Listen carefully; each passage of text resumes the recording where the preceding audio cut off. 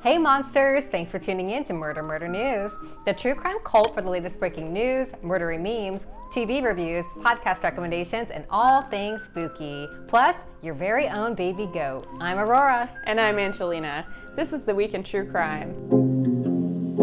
Murder News.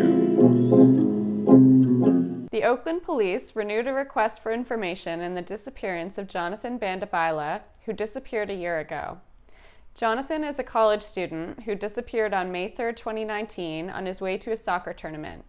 His car, a silver 1998 Honda Accord, was found parked and empty on the westbound lanes of the San Mateo Bridge the next day. He has not been seen or heard from since. The Oakland Police Department is offering a $10,000 reward for information leading to his recovery. On February 23rd, Ahmaud Arbery was shot while jogging in a neighborhood around Brunswick, Georgia, when a former police officer and his son chased him down with a shotgun. Ahmaud was attacked and struggled with his son, Travis McMichael, who was carrying a shotgun. Ahmaud was murdered by the two men while out jogging, and for almost 3 months, Georgia prosecutors took 0 steps towards criminal charges against Gregory and Travis McMichael. After a witness video showing the attack on Ahmaud was released on Tuesday, a prosecutor in Georgia said he would ask a grand jury to decide if charges should be brought against the McMichaels. If you're feeling angry about an innocent unarmed man being murdered, and you should be feeling angry, here are a couple of actions you can take to help seek justice for Ahmaud. You can call the Liberty County District Attorney to demand the McMichaels are charged for Ahmaud's murder. You can also call District Attorney Jackie Johnson and demand that she resign immediately for not having the McMichaels arrested 3 months after they committed murder. A Minnesota woman was reported missing last week after her husband reported her missing. Maria Fury was believed to have last been walking around her home at 11 a.m. on Thursday morning. Joshua Fury then reported her missing when he came home from work later that day.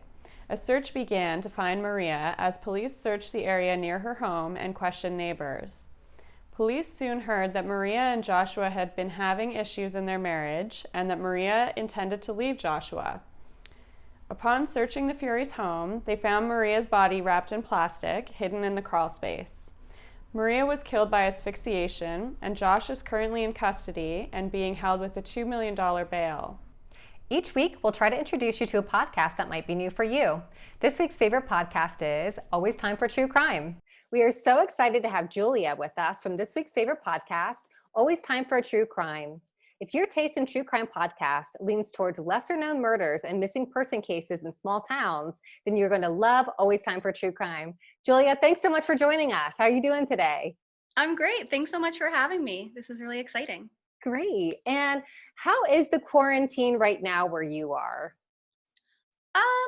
It's definitely being taken seriously, which is good. I'm in Canada, so it could be worse. I know that there are a couple other countries that aren't taking it as seriously. So I'm happy to be in a place that we're trying to be safe, but of course it is difficult, especially when there's nice weather out, or you just want to see your friends and family, but we're doing okay. Yeah, I'm in Montreal right now, which is not where I'm from.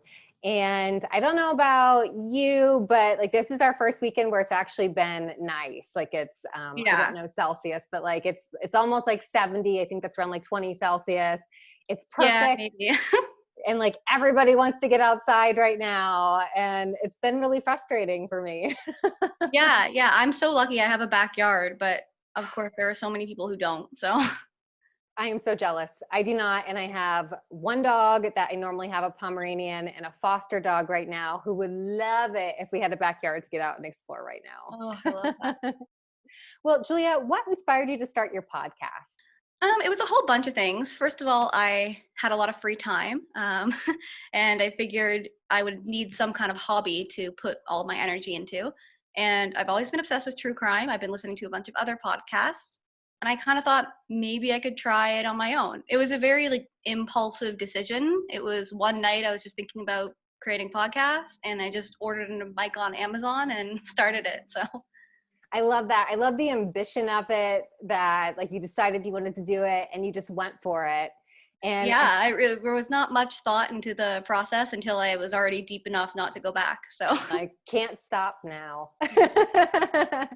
And so is there a true crime that got you into true crime? Was there a murder in your hometown, a TV show? What got you into it? well, definitely the TV shows of not exactly true crime, but Criminal Minds and all that kind of stuff definitely got me into the crime and but there was a case near my hometown in Ontario. It is the murder of Lynn Harper. It actually happened back, and I think it was the 60s. It happened back in the 60s, but it was a very controversial case because they actually charged a 14-year-old with the crime and were going to sentence him to death. So it was this huge case in Ontario, and it took place in this really little small town, and now it's basically that town is famous for it. And when I always drive through it on the way to my cottage. And even when I was a little kid, my dad would tell me about the murder, which I guess was not appropriate for a little kid, but Here we are now. He would tell me about the murder that happened there, and I just became so interested in it. And he's since been exonerated. The guy, Stephen Truscott, who was convicted at age 14, he's been exonerated because there was no DNA evidence. But yeah, it was definitely a huge case, and honestly still is. So, I think I'm somewhat familiar with this case, but I might be sort of messing this up with another one in my mind. In this one, was he sentenced to death, or was there some sort of severe penalty expected from the case? Yeah, he was sentenced to death. And like I said, he was only 14. And the reason that he was actually convicted is because he was the last known person to be with her or to see her before her death. And that was pretty much all they had against him. They didn't have any DNA evidence because it was the 60s. And that was pretty much all. It was just based on timing. So that was, I wasn't there, obviously. I was not alive yet. But Ontario was just really furious that they would sentence a kid basically to death. It's just mind-boggling. I don't even understand how that could possibly happen. Yeah, and we don't have the death penalty anymore in Canada. This case actually took steps to abolish it, so that's pretty huge too. That's at least something good to have come from a very bad situation. Yeah. So is there any current cases right now that you've been tirelessly following from the news? I think we've all been following the Lori Vallow case. Yeah. Just kind of holding on to hope that the kids are alive, which I think is looking dimmer and dimmer every single day. But I'm just hoping, just give it up, just tell us where they are, which I'm sure everyone else is begging her to do too. So I've been following that one. There have just been a lot of horrible child murders lately. I don't know, maybe it's just me doing more research, but oh gosh, it's just horrible. I've been wondering about that myself. I've been noticing more lately, and I've been noticing quite a few pop up in the news. The Lori Vallow one is especially interesting because there's so many elements to it. It's hard to keep track of. There's been their spouses who have come up murdered or disappeared. The children are missing. There's cults. There's the doomsday stuff. I think they think the world's going to end in July, and she's trying to run up the clock. I'm not sure if that's true or if that's a rumor. But Oh, have you heard that? I've heard that she had a doomsday cult. I didn't know it was specifically in July though. Okay, and maybe I'm wrong on that. I saw that on Twitter, which is maybe not the most credible of sources. Right. Saw it and made a mental note to look it up later, and now I'm spouting it out as fact. But everybody, please don't look that up for us. If you have other information, please send it in because I would like to know. Yeah, honestly, the way 2020 has been going, I'm I don't know. Yeah, maybe she's right. At least about that part. Great. And Julia, how can our viewers find you on social media? Yeah, that'd be perfect. I'm on Facebook. I have a page called Always Time for True Crime, a podcast. I'm on Instagram at Always Time for True Crime. And then I'm also on Twitter at ATFTC Podcast. Perfect. And be sure to subscribe to Always Time for True Crime. Wherever you listen to podcasts, you won't miss a single episode. This week, we're watching Natalie Wood, What Remains Behind on HBO. The documentary attempts to honor the life and career of Natalie Wood, while also touching on her mysterious death in 1981. Her death has received much media attention throughout the years as she drowned near her husband Robert Wagner's yacht on Catalina Island on November 28, 1981. It was unclear how Natalie entered the water, and Natalie's case was categorized as drowning from undetermined factors. The film does touch on Natalie's death, but mostly focuses on her fantastic career, starting with Miracle on 34th Street as a child.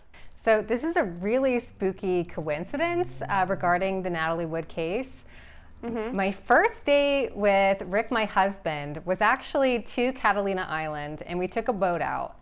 And it happened to be on the anniversary of Natalie's death when she died on November 28th, which is just so spooky.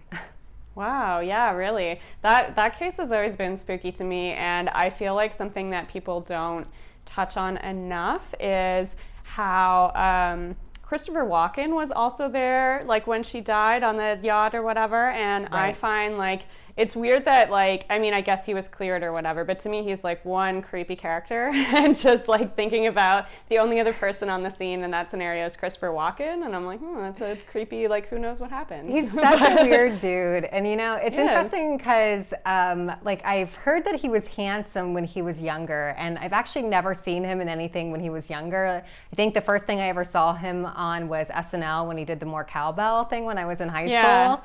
And that's the first time I ever saw him, and he's like such a strange, interesting man, but I need to look up what he, like some of his movies and stuff when he was younger, because I want to check it out. Yeah, that'd be interesting. I don't really think I've seen what he looked like when he was younger either. All right, Weekend Project, we're doing it.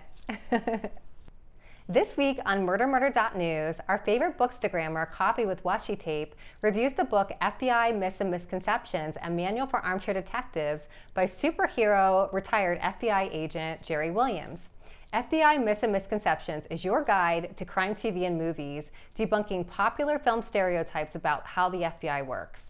Jerry even rates various TV shows and movies with her own rating system based on shoe throwing. If you love shows like Mindhunter and Criminal Minds, then you have to check out the book to get the real story. Be sure to check out MurderMurder.news for the full review.